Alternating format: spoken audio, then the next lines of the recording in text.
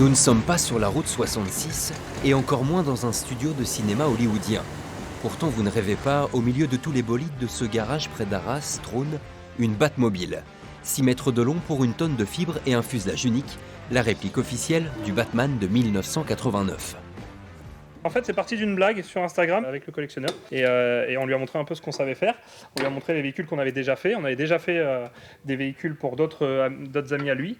Et du coup, là, on se retrouve à bosser sur la Batmobile, ce qui est inespéré, quoi. Donc ouais, c'était une blague. À la base, c'était clairement une blague.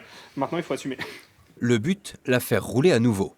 Nos deux fans de cinéma sont aussi des inconditionnels des voitures, surtout américaines. Du coup ici on a une Catalina de 1969 avec une restauration moteur complète. Le moteur vient d'être sorti ce matin.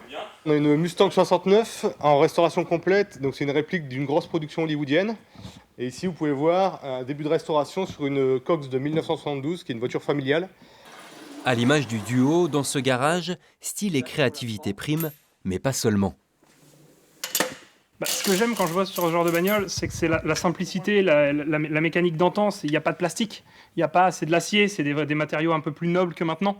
Donc c'est ça qui me plaît en fait, c'est la simplicité et puis ça change vraiment des véhicules de maintenant.